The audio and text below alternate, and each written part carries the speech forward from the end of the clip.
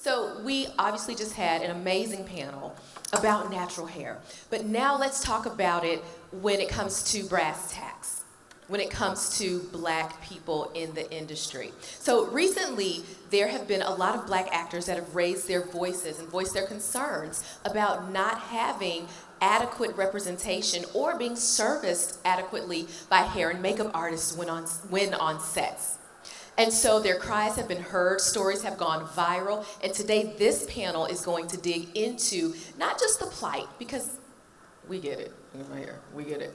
Not just the plight, but what organizations are doing to combat this, and also as artists, hair, and makeup, what you can do to be a bigger part of the industry and to be part of that solution. And so we'll do that by digging into the International Alliance of Theatrical Stage Employees, and so that's IATSE. And so we'll have representatives from IATSE and members of IATSE talking about how this union is also helping to solve the problem. And so I am so honored to bring up Nikki Bell. She's the department lead and hairstylist on so many amazing productions. She's also a member of IATSE Local 798 in Atlanta. Nikki, hello, hello.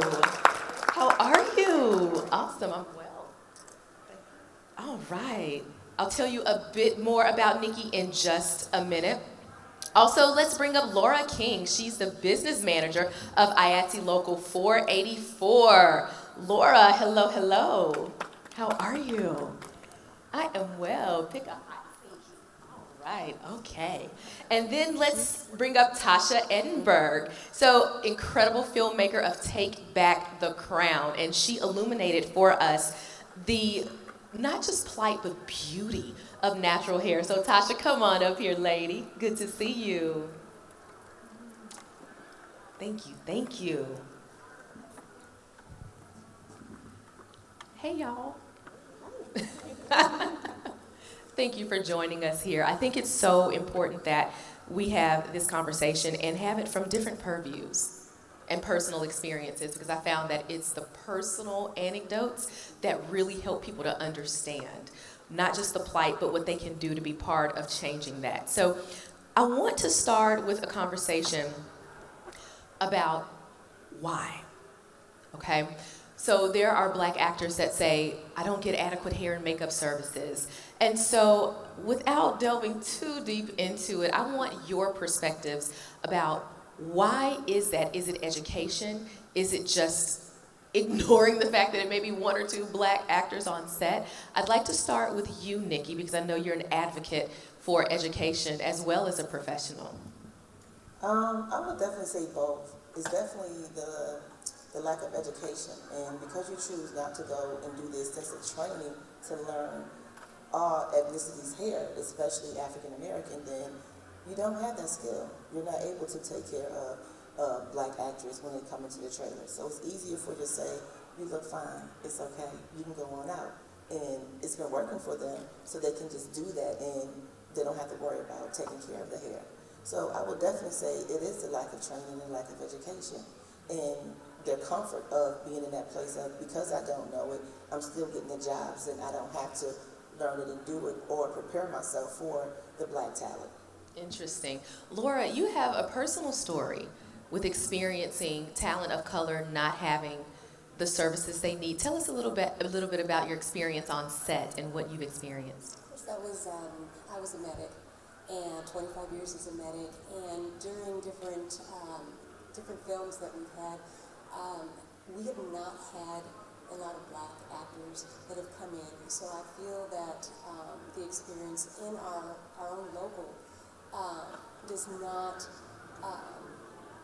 we don't have women that are, or men that are that experienced in it. So when we do have somebody come in, there's usually a pull suddenly to reach out to salons to find somebody that specializes in black hair and textured hair.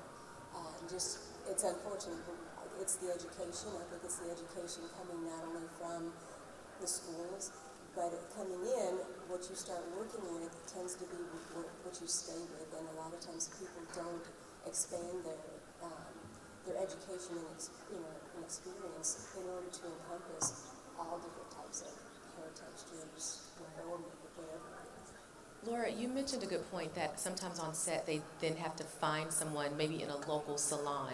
So have you experienced it being almost a scramble? Would the actors have to raise their voice in the moment? I think what's happened is usually it's an actor not getting the attention or having their makeup or hair done the way that they either expected to or looking unlike they're used to.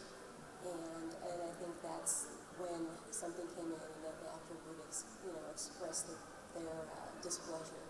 And so then they start scrambling to find someone who can actually do the job correctly. Interesting, interesting. So let's get into, because the actor raising their voice and then someone is now scrambling to find an anecdote to that, and that's a different level of stress. So as an actor, you're already stressed, you're already trying to remember your sides, it's all the things, and now there's this added stressor of, and I don't even look my best. Tasha, talk to us a little bit about self-image. Is it the diva and divo in actors that has them nervous on set, or is this legitimate? Is that a legitimate additional stressor when there is not a hair and makeup artist that specializes in African American hair and skin? Definitely it's additional stress. And actually interviewing, a lot of the actors that we actually have in our project, the thing most that they were saying is that I have to come already ready. I have to already have someone to do my makeup, to do my hair. Because when I get there, someone doesn't know, or I've been ignored before. So I'd rather not kind of have that. I don't, like said in reference to stressing up the lines and everything else that they have going on. They don't want to necessarily have that in particular to be worried about. Mostly they're concerned about, hey, if I get someone who doesn't really know how to do my makeup, but is willing to do makeup that is not necessarily catered to my skin tone, will I still look like how I expect myself to look? So those are kind of some of the things that, they were kind of expressing to us that, hey, I got to do my own thing. And I think that kind of bothers them from the very beginning of not having someone, like we were talking about with the training and the education. I feel like if you're actually working on that site, you need to be equipped with everything because you never know what you're running across. Even in reference to the textures of the hair, like I said, for myself, I have 4C hair, so I got more, kinky hair. It needs to be where they all need to be trained and educated so that way everyone feels comfortable. That's such a good point because for years I've done acting. I'm signed to an agency here in Austin. And there's also a professional stress because you don't want to show up and offend the hair and makeup team. And so there's another level to that because I've shown up. I have 4C hair. I've shown up with my hair in bantu knots and twists because I have to take it down a certain way. And I've done my own makeup, and I've had the hair and makeup lead say, oh, well, I've been doing this 20 years, as she commences to try to comb through the hair that I've just taken down, which, by the way, y'all, if you know anything about natural hair, you don't do that. Do not ever comb this. Okay, now that we're clear. And so now I'm nervous about my job because I don't want them to go back to my agent and say, oh, well, this actor came in and she was such a diva, she wanted to do her own hair and own makeup, without giving context. That you just puffed up one side of my head and now I look insane and I have to do a national commercial. So that's another added piece so that thank you so much for sharing that and illuminating that. So how do we solve this? We talked about, yes, education, that's a big part of it. Laura, one of the things that really jumped out to me when we were talking earlier is that you are really passionate about making sure folks in the union are well-rounded, and you've spoken about training. Will you talk to us a little bit about what IATSE offers and why you feel training even within your own ranks is important? Well, I think not only when we send out our roster, we want productions to know that we have the most qualified people in the area. And in so doing, we have to make sure that our members are very well-rounded in their craft and that they're experiencing that craft and their level doesn't just stop at a certain point and they just kind of move through the emotions every day. They need to continue just like somebody as a medic, every time something new comes along, I had to learn it. I had to get certified in it. Hair and makeup, if they're honing their skills, they continue to see what's, new and up and coming. And because you want to stay with the newest, the latest, whatever, hairstyles, the products, to do the things that you need to do, but you also need to go back and anytime you're doing period pieces. You need the experience to learn, and you have to get the experience, and we have to find, we need to help our members by providing the training so that when a show comes in, our entire local can take care of that show without them having to bring in people from all over the United States. And in that way we keep our members working. I love that. We keep our members working. I love that. Speaking of working, Nikki, talk to us a little bit about how you are now able to exist on both sides of the coin, textured hair, black hair, but also Caucasian. It runs the gamut, because let me just let y'all know real quickly, Nikki has worked on Barbershop, The Walking Dead, The Righteous Gemstones, and come on, Nikki, talk to us. Give us the key to being able to elevate through the ranks the way you have. Definitely the experience. You gotta have your experience. You can't just come into this industry thinking that if you come from the salon, that you're going to be able to just transition into a department head or even just a position or get in the union, because it doesn't work like that. You got to be in a place of where you're well-rounded with the skill. So you gotta really take the time out and to spend some time and grow your skill and grow what you have, so that way you can be well-rounded. Because like you said, if I work from the barbershop to Walking Dead, and then even back to Righteous Gemstone, those three alone is the three different arenas of, if you look at it on your screen, of hair in general. So you gotta be in a position where you can handle any type of hair you come across, whether it be a man or a woman. So you gotta prepare yourself with the skills that you need. So you're not just getting one skill or saying, okay, I know how to do roller brush, so I'm just going to stick to doing roller brushing because I can do a blow dry style and that can just handle everything. But no, you got to be able to do a variety of different hair, so you don't limit yourself on your job, for one, because you don't want the same production or the same department head calling you back when they're not working. You don't want to be out of work. You want to be able to have a variety of work, so that a variety of skills, so you can have a variety of work, and you can go and you can work and do the job and get the job done. So for me, I had salon experience. So with the salon experience, I knew how to handle a variety of different hair. Coming from school, cosmetology school, I knew how to do that as well. But I've also took training, I took classes, and I asked questions. I asked people, how do you do that? If I don't know how to do it, then I need to go somewhere and get the education to how to do it. And that's what happens a lot of times with people. When they get somewhere, they feel entitled that I'm here, so I know what I'm doing, I gotta make or seem like I know what I'm doing. That's not the case, because what you do now can be your next job. And if you don't secure that job, even though we're in a small industry, they're gonna talk, and you got one name. Your name follows you wherever you go. And that's always been my thing, to keep my name good to where I can work. If somebody call around or look me up, my name should be able to speak for myself. Right. And it should be able to speak through the experience of the work that I've done and put out here into the TV and film industry. So therefore, I can work on any production, any side, and not just be limited to what type of hairstyling that I can do. So I've always, education.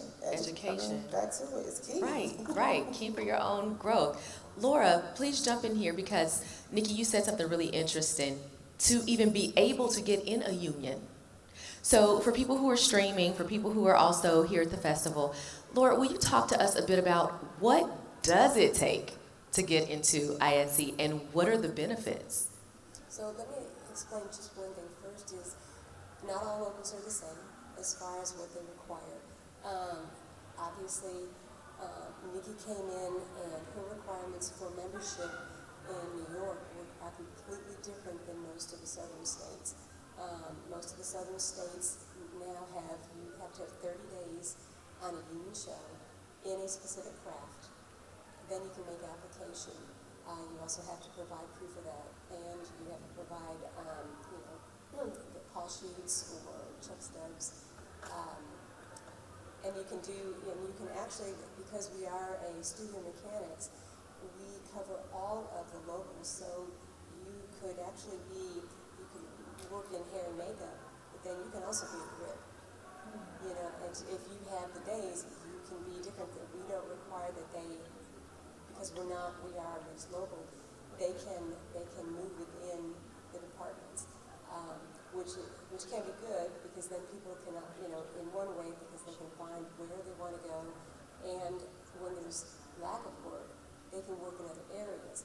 The bad thing, with that is they haven't honed their skills in one area. When you're limited to one area, you tend to really hone your skills, you round them, and you continue to stay on top of that. So that's the one thing. It's 30 days on union or 90 days, or it's considered 3 non-union days for 1 union day in order to Gotcha. I'd like to segue to you, Tasha, as a filmmaker. You already, you've described to us the plight. But let's talk about industry trends. Do you think natural hair is here to stay? Because as people are looking to join the union, as they're taking the advice of Nikki and Laura and honing in and getting educated, should they be laser hyper-focused on black hair in its natural state? Yes, absolutely. Like I said before, as far as the natural hair, we are on mainstream. We're on commercials. It's hard to see anything and not have us represented. So for those who are not yet trained necessarily in that category, you need to be trained. Kind of like what she was saying, you have to take the initiative to kind of be able to gain the knowledge for yourself so that way it makes you more marketable for one. And, like she said, that's another thing to kind of just, put up under your belt. So yes, natural hair is actually here to stay. It's going to probably be even bigger. So if you're not interested, I would say kind of you want to rethink that, only just because we are going to continuously grow. Right. This movement has actually called for you to identify us. So let's make sure that, you kind of get it together. Like I said, as far as my interviews, I'm running into Nadine Marissa, who's actually on The Walking Dead.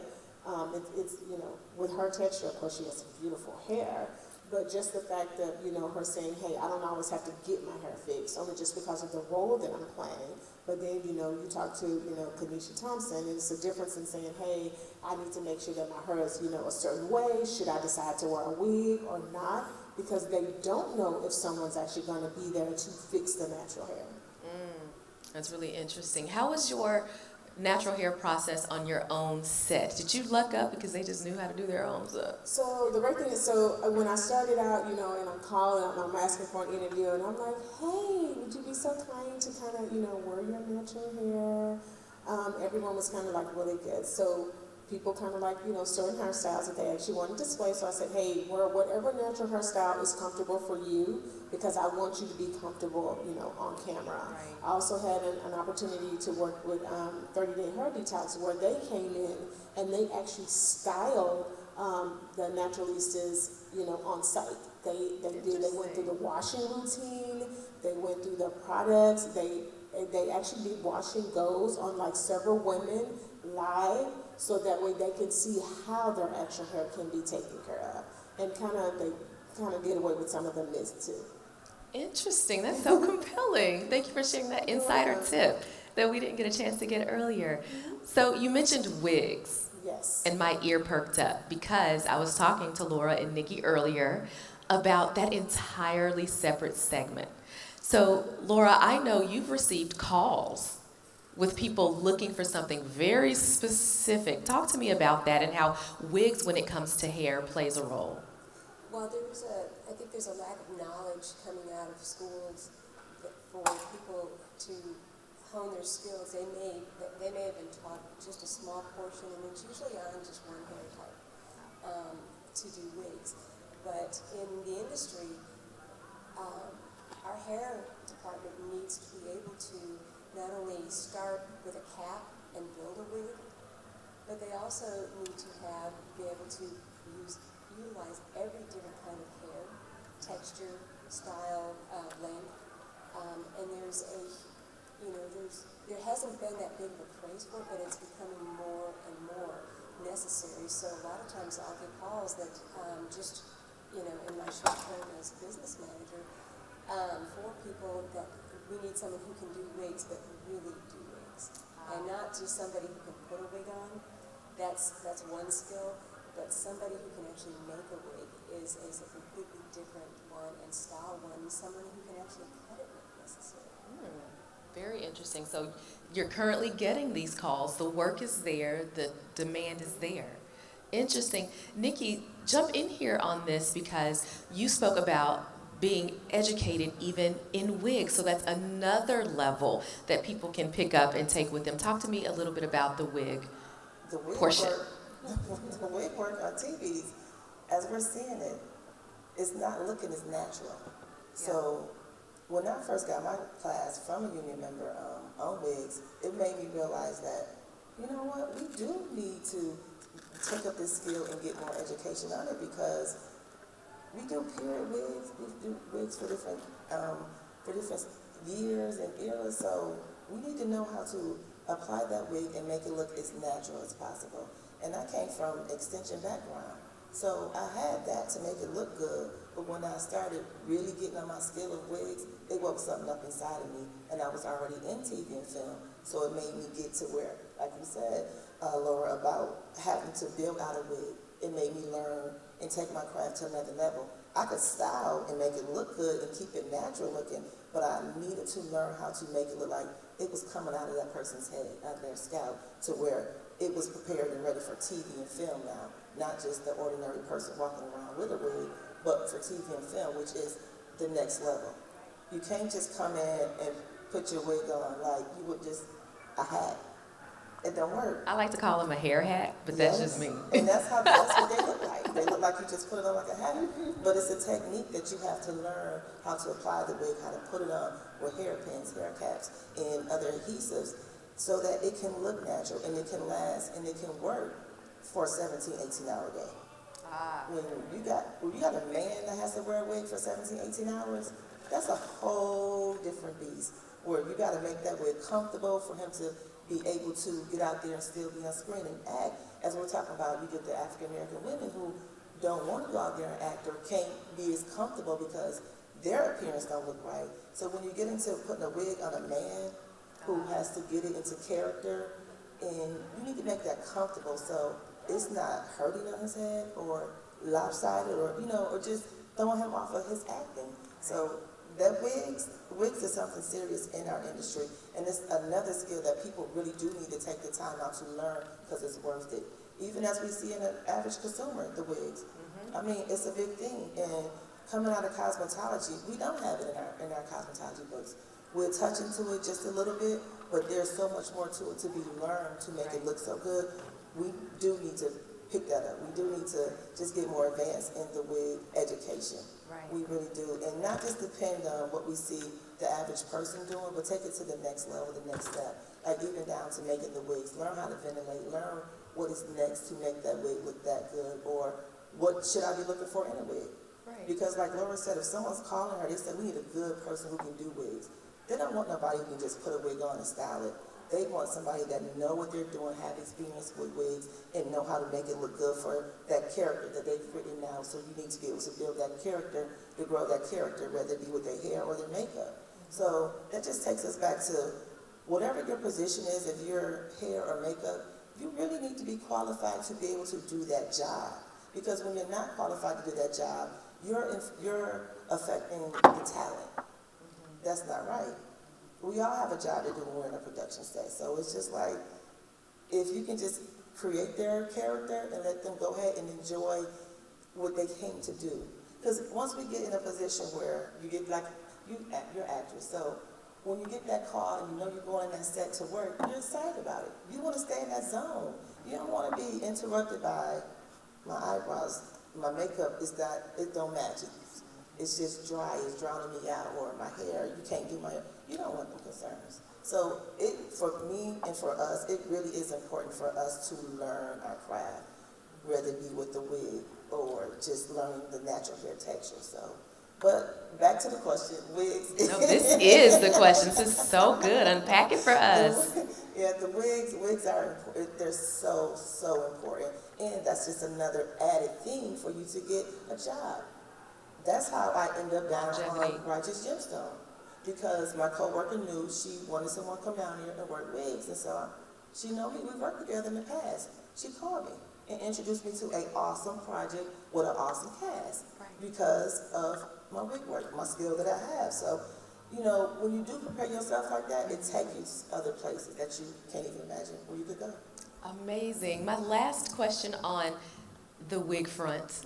You know I'm coming to you, Tasha, because your film explores natural hair, and we didn't talk about wigs, but you know in the natural hair community, wigs are a whole thing. Yes. Talk to me about the importance of that. So protective styles. So in the natural hair world, that's what we call them. I mean, technically they are wigs, but it's protective styles because you want to be able to kind of take care of your hair up under, you know, the wig.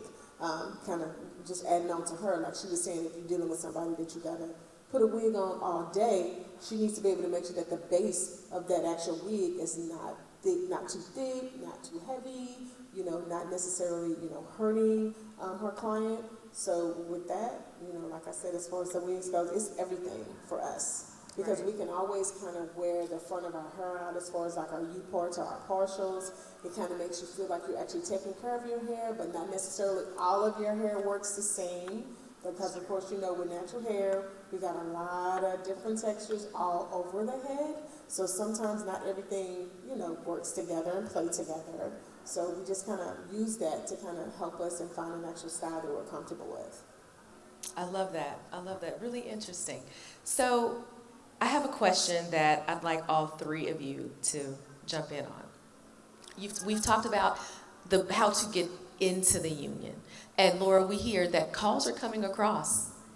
But can you tell us the benefit? And the reason I really want to go back and drill down on that part of it is because at this festival we have folks of all levels and people who are shoestring in it, and they are hair and grip and camera and editing and makeup, right? So as they're looking to their next level, can you talk to us a bit about the benefits of joining a union? So as far as the benefits, you know, the unions came together to protect the rights of the worker.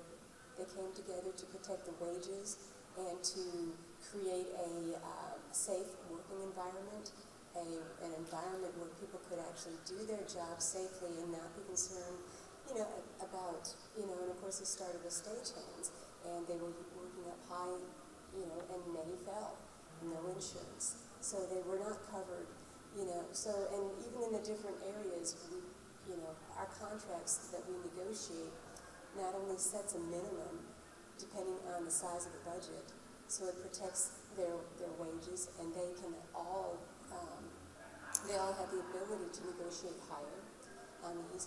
But it also now, with all the new provisions, you know, it protects their rights for safety, protects the rights not to do a job that they don't feel safe in, and still protects their job.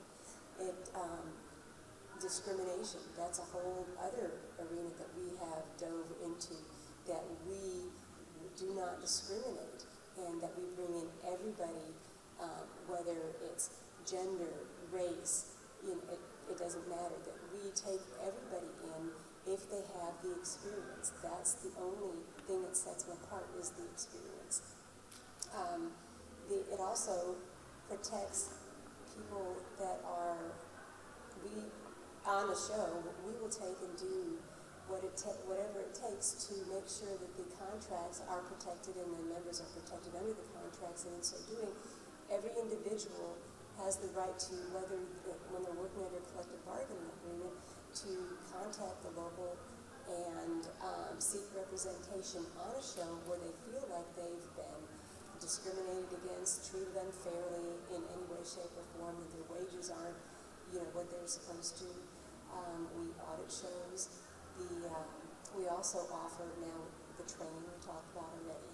The International is providing the locals with reimbursements for qualified people to come into our local. We pay for it and we'll get reimbursed to do the training. So it's not, you know, for all the smaller locals, it's not, we're not trying to have to fund it on our own. We have our own budget now, and we're also, you know, now the international has stepped up. They've stepped up safety, so they require safety training. Every member has to take safety training, and those things you don't get, they're going to require OSHA.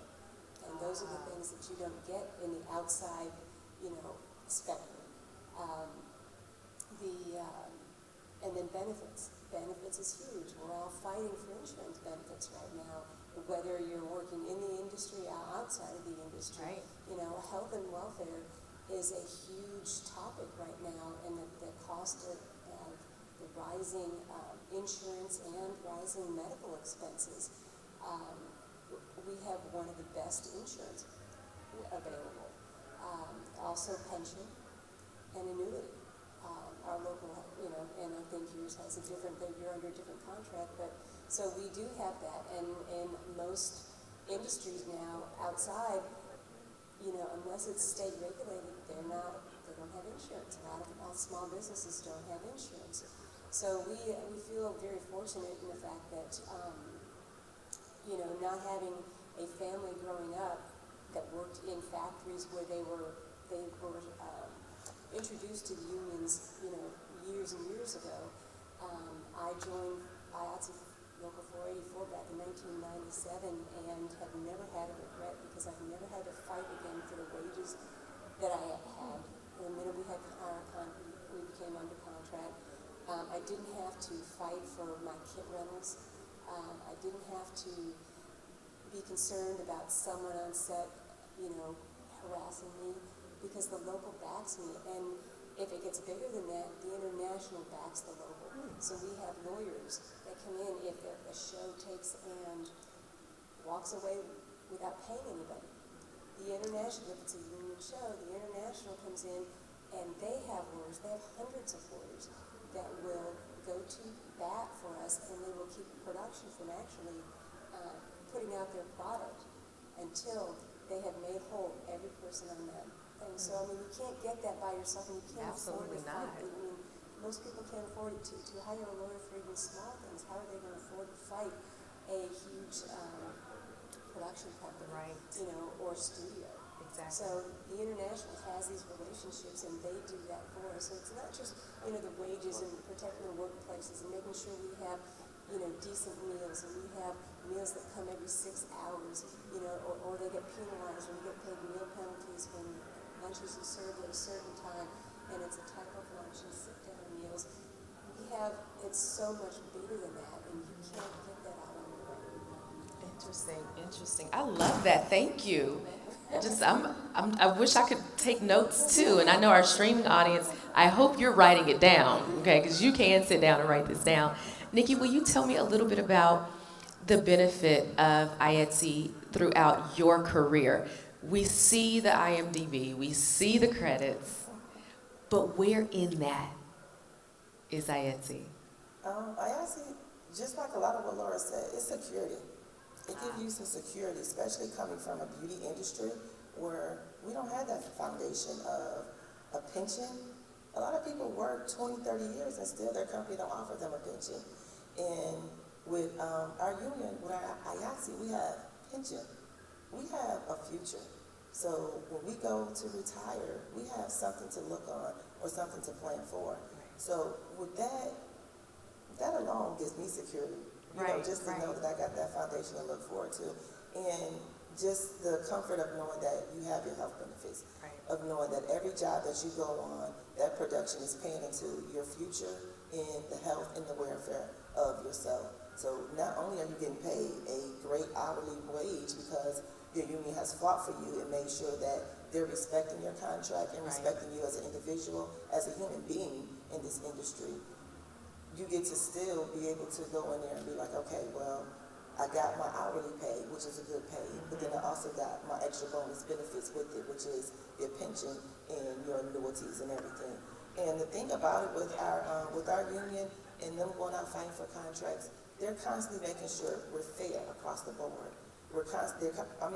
Our union meetings are coming back telling us what they've talked about with the lawyers. Like Laura said, they have a lot of lawyers. They have lawyers that we pay to work for us to make sure that we're good and we're solid. So the union is a great thing, and I encourage anybody in this area to get with Laura. Contact her to know what this union is about and to become a part of it, because it's worth it. Especially with Texas and the surrounding areas having a tax incentive, you want to be a part of that. And in order for you to be a part of it, you need to come through Laura so you can have the security of getting what it is that you need working within this industry, or else you can do it by yourself. Right. But you only hurting the industry. You're not helping the industry by not joining your local union and not being a part of the IATSE, because you're going against the grain and you're setting the precedence where it's okay for me to come in and work for half the pay and none of the benefits. But look at the quality of work you're going to get. When you can have a whole union that's going to back you and make sure, and you got a team of lawyers that you could not afford, because you can, like she said. A lot of people, they've experienced it when they go do music videos or something. They may go and work a whole day and get fed pizza, and then you walk away, you don't have a check. You never get your check, but when you got the union behind you, you're going to get paid. You're going to get paid for your time, and then you still got, again, you got your pension, and you got your annuity, so Right. you got future plans. I love that. So future plans, you're protected. If you're just now logging on, right now during our Textures and Tones conversation, we're talking about the International Alliance of Theatrical Stage Employees, or IATSE, and the benefits of that and how that is helping move folks through and upwards in their career, right? But Nikki, let me drill down a little bit more, because I am so serious. You talk to us about, yes, you have salon experience, and we know your experience with wigs and techniques and education. I literally need to know, step by step, how did you get to where you go? And here's what I mean. Is it relationships? Did you pick up the phone and call someone? Did you go to your union reps and say, hello, what's going on? Anything happening at HBO today? How do you get there? You network. Okay. You put yourself in an environment of where you want to be. I moved to Atlanta, and when I moved to Atlanta, I got introduced to a good friend who was already in the business. So with her being in the business, she put me in a place of where I was able to freelance. And with me freelancing, I was around people that I never would have had access to. And having access to them allowed me to show them what I can do. It allowed me to show them my skill. And once I got to showing them my skill, and I stayed professional at all times. Because the thing is, when you get them moments of them opportunities, you might only get it one time. So you got to take advantage of it, because that may be your next job. Yeah. And if that's the case, being a freelancer, them checks is not guaranteed. So you need to secure your monthly rent, if nothing else. Yes. So you need to be mindful of that. I got this opportunity, let me take advantage of it, and what's my next step? What's my next level? I also took a class, a workshop with Crystal Wright at that time. She ran an agency. So what she did was she set it out to where you can come in, take her 3-day class, and you map out what you want your career to look like. I knew I wanted to be in the TV and film side of it as a hairstylist, but I didn't know if I wanted to do editorial, or if I wanted to just work on TV or work on film, or what was my area of going. So I prepared myself to do it all by getting the education and being prepared for when I got that one moment of opportunity. I was prepared and ready for it whenever it came, and it came through me getting a contract with a TV network. Worked with them, took care of their hair department, and that's what got me into the union. So the thing was, my step-by-step, it's a lot of steps, but my step-by-step was for me to stay in it. I stayed in it, I stayed networking. I always kept myself around people that was in the business, in the industry, so we could just pass along jobs and information. Because that's a lot of times when people looking for somebody, a hairstylist. Oh, what about Nikki? I just met her, and I seen her work. I see what she can do in their car, and I get the job. And I still do the same thing to this day. I network, I stay professional, and my name was good. And there's the formula, folks. I love that. And next in our segment of how do they do it, Laura, this woman's so fascinating, because business manager, IATSE, we get it. You just educated us. We're taking notes. But my friend, you have been in the industry in varied ways. Nikki said she's doing the same thing. Laura, you have a fascinating path too. Stunts. Hello. Stunts and then medic. Talk to us about your journey in the industry. So I was introduced to the industry back in 1989. Nice. And my first introduction was actually through live stunt performances.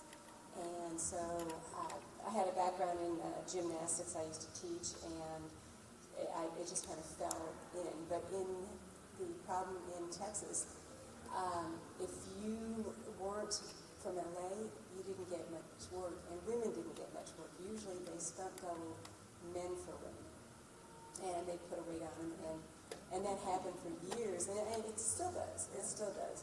So I continue to do stunts. I continue to do stunts today. So I still do stunts, but then I started in craft service, so that I have something in between. And then from there, I became a medic in 1997, and so I stayed as a medic.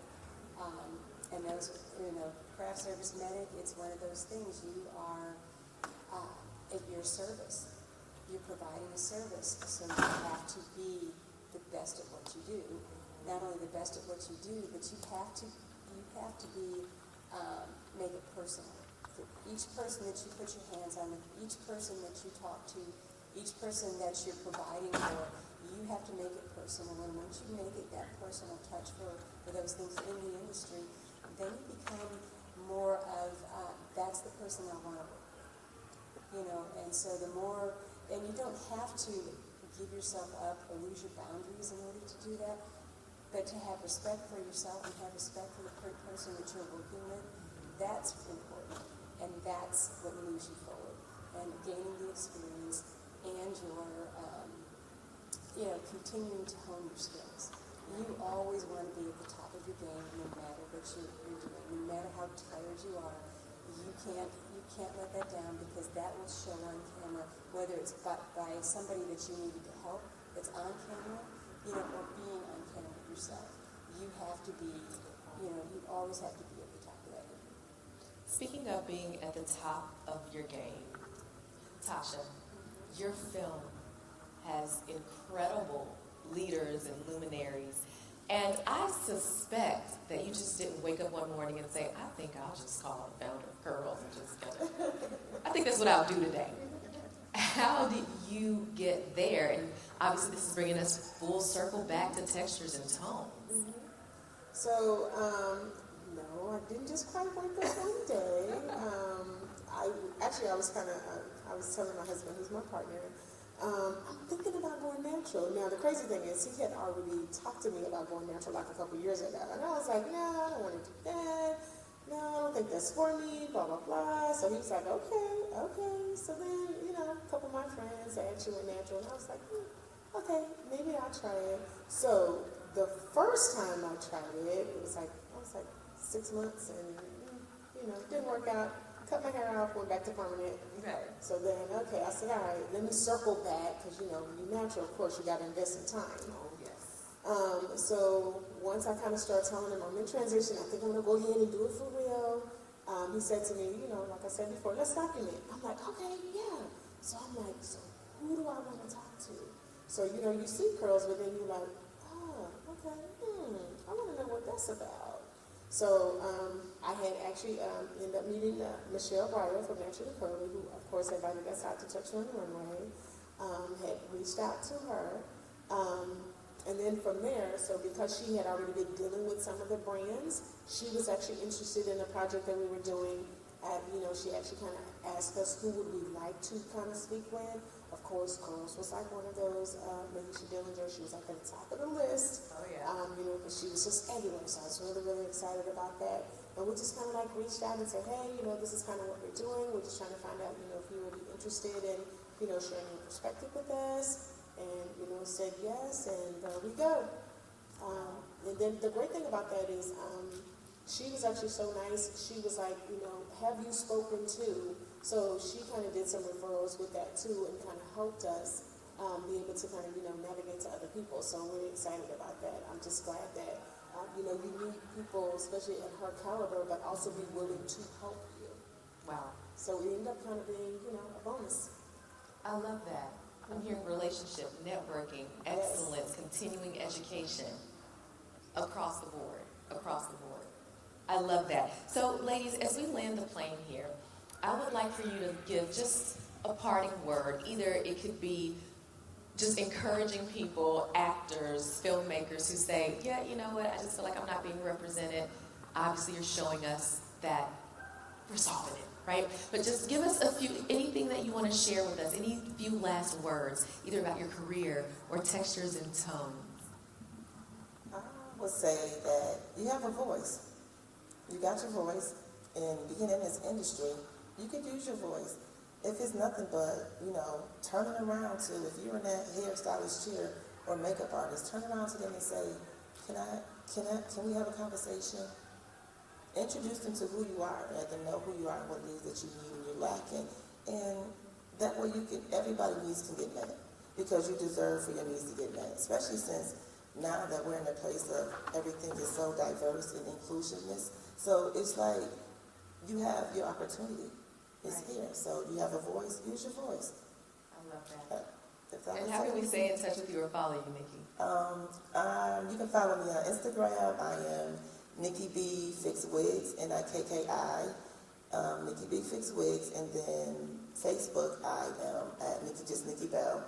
And I'm accessible. You can leave me a message or anything, and I will respond and get back to you. I'm not going to give out my cell phone number, but you can contact me, and I promise you I will definitely reach you and get back to you, because, this information is not as exposed or available for people. So if you just reach out to somebody like myself or Laura within this industry, especially when you want to get on the union side of it, we got the information. We don't need it. We got it. We're here. We got what we need, and we're here and ready to give it out. So contact us. Get in touch with us. Come get what you need so you can get where you want to go or want to be. So that's what I got for you guys. Thank you, Nikki. Laura, any closing thoughts? What should we take away? I think the biggest thing is, if you don't know, ask. There's so many people that not only don't know about unions, they don't know about the film industry union, which is completely a whole different type of union than any other union. And knowing what it takes to, be in the union, is ask questions, and if there's something you need or you want to learn how to do something, ask, because we're going to figure out how to get the training, that our members need. We want to be able to put our best foot forward, but in order to do that, our members have to be well-rounded, well-educated in order for us to put that best foot forward when the big show comes in that has big name actors, so that they don't bring in everybody. So that's, like I said, it's asking questions and not being afraid to, take the step. The industry it's not easy. It might sound glamorous, but it's not easy.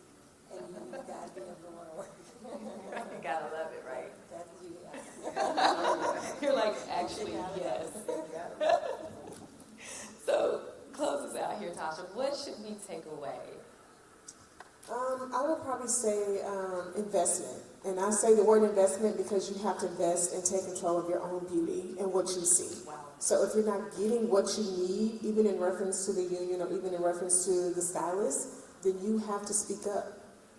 You have to, make sure that it's known, hey, like she said before, I'm not getting what I need. How do I go about doing that but staying professional in that?